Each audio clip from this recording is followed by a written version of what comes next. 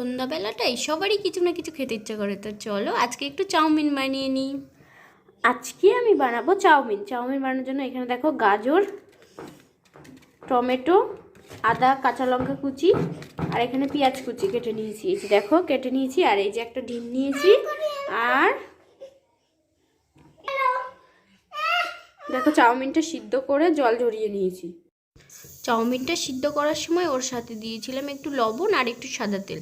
তারপরে চাউমিনটা সিদ্ধ করে নেওয়ার পর একটু ঠান্ডা জলে ধুয়ে নিয়েছি।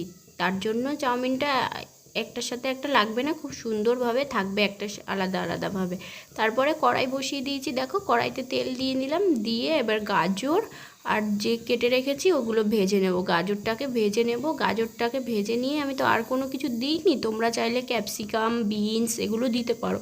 আমার বাড়িতে এগুলো ছিল না, তার জন্য আমি দেইনি, তো শুধু গাজরটাই দিলাম।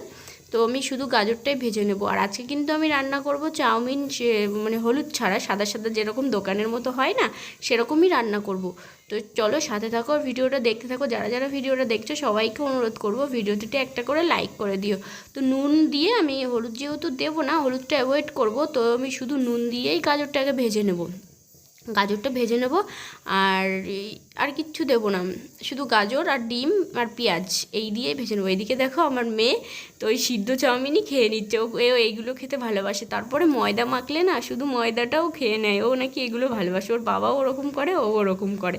তো যাই হোক, তো দেখো আমার গাজর ভাজা হয়ে গেছে, গলে গেছে গাজরগুলো, মানে সিদ্ধ হয়ে গেছে। তো এবার তুলে নেব, তুলে নিয়ে কড়াইতে ডিমটা ভেজে নেব আর কি, ঝুরি করে নেব। এইদিকে দেখো আমার মেয়ে আমাকে ডিমটা করে দিচ্ছে, যাতে ও যাই হোক না কেন, যেখানে থাকুক না কেন, ডিম সিদ্ধ করলে ও ছাড়াবে, আর ডিমটা ভাঙলে ও এরকম ফেটিয়ে দেবে।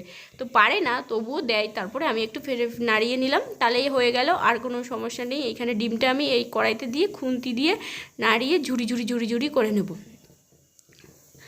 চাউমিনের জন্য ডিম পোচ করে দেওয়ার থেকে না, আমার কাছে মনে হয় এইভাবে ঝুরি করে দিলেই ভালো হয়। ডিমের পোচ করে কেটে কেটে দেওয়ার থেকে এইভাবে ঝুরি করে নিলে একবারেই ছোটো ছোটো দানা দানা হয়ে যায়, সেই ক্ষেত্রে অনেকটা ভালো হয়। তো একটা ডিমই আমি দিয়েছি, বেশি চাউমিন করব না, আমার মেয়ে যেহেতু বায়না করছিল সেই জন্যই আর কি করা। তো দেখো আমি এইভাবেই হালকা করে মেয়ের জন্য করে দিই। আর আমি লঙ্কাগুলো না বড় বড় রাখি, লঙ্কাগুলো বড় বড় রাখলে কি হয়, ও খাওয়ার সময় আমি আলাদা করে বেছে ফেলতে পারি, আর কুচিয়ে দিলে না সেটা হয় না, তার জন্য আমি লঙ্কাগুলো বড় বড় করেই রাখি। আমার ডিমের ঝুরি করা হয়ে গেছে, তো ডিম ঝুরিটা হয়ে গেলে এরপর কড়াইতে দিয়ে দেব আদা লঙ্কার যে কুচিটা রেখেছি সেটা। ডিমটা ভাজা তুলে নিয়ে কড়াইতে একটু তেল দিয়ে নেব, তেল দিয়ে লঙ্কা আর আদা কুচি যে ভাজাটা আছে সেটা তুলে নেব। তো দেখো কড়াইতে তেল দিয়ে দিয়েছি, এবার দেব আদা আর লঙ্কা কুচিটা।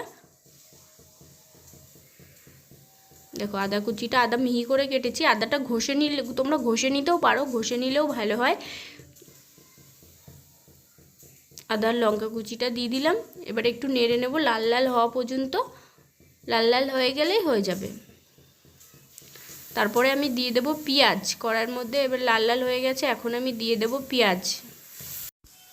কড়াইতে পেঁয়াজগুলো দিয়ে একটু নাড়াচাড়া করে নেবো, মানে লাল লাল হওয়া পর্যন্ত শুধু পেঁয়াজগুলোই নাড়বো। তারপরে যে টমেটোটা কেটে রেখেছি, তো পেঁয়াজগুলো লাল লাল হওয়া পর্যন্ত ভেজে নেব। আমি এখানে একটা বড় সাইজের পেঁয়াজ ইউজ করেছি, তো এবার আমি ওই টমেটোটা দিয়ে দেবো। পেঁয়াজটা ভাজা হয়ে আসলেই আমি অ্যাড করব টমেটোটা। তো দেখো পেঁয়াজটা হয়ে গেছে ভাজা ভাজা, এরপরই আমি দেব টমেটোটা।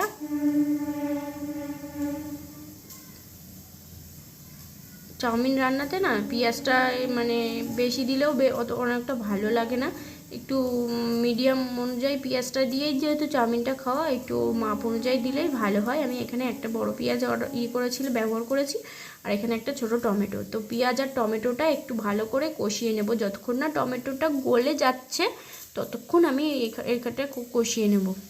তো দেখো টমেটো কিন্তু প্রায় গলে গলে এসছে, আর একটুখানি বাকি আছে। তো এরপর আমি সিদ্ধ করে রাখা চাউমিনগুলোকে অ্যাড করব, আর একটু বাদে এখনও টমেটো আর একটু গলবে। তো দেখো চাউমিনগুলো অ্যাড করছি। এবার আমি কিন্তু শুধু কোনো হলুদ ছাড়াই রান্না করছি, সাদাই থাকবে। তো এখানে দেখো চাউমিনগুলো মিশিয়ে নিচ্ছি, মিশিয়ে নিলে ব্যাস আমার রান্না কিন্তু কমপ্লিট। এরপরে চানাচুর আর সস দিয়ে খেতে খুব দারুণ লাগবে। খুব ভালো করে মেশাতে হবে, কেননা ভালো করে না মেশালে পেঁয়াজগুলো এক জায়গায় থাকবে আর চাউমিনটা কাঁচা মানে কাঁচা কাঁচা থাকবে না, মানে শুধু সাদা অংশটা এক জায়গায় থাকবে। এই জন্য খুব ভালো করে মিশিয়ে নেব। মিশিয়ে নিয়ে ডিম আর গাজর ভাজাটা একটু মেশানোর পর ডিম আর গাজর ভাজাটাও অ্যাড করব ওর সাথে। বারবার বলছি যে গাজর ভাজা আমার কাছে শুধু গাজর ছিল, তার জন্য আমি গাজর দিয়েছি। আর তোমাদের কাছে ক্যাপসিকাম, বিনস, মটরশুঁটি এগুলো থাকলেও তোমরা দিতে পারো, আলু দিতেও পারো। আলু দিয়ে চাউমিনও খেয়েছি আমি, খুব ভালো লাগে। তো অন্য একদিন করলে সেটাও তোমাদের সাথে শেয়ার করব। তো দেখো এবার আমি ভালো করে মিশিয়ে নিচ্ছি। ভালো করে মিশিয়ে নিলেই কিন্তু ব্যাস রেডি। তো একটু ভালো করে মেশাতে হবে যাতে হলো সব জায়গায় সব কিছু যায়, সেই জন্য। তো তারপরে দেখো আমার চাউমিন কিন্তু রেডি হয়ে গেছে।